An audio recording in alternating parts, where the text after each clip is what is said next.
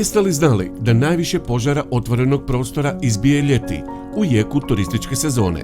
Čak 72% požara izbije zbog nehata i nepažnje. Ne palite vatru na otvorenom.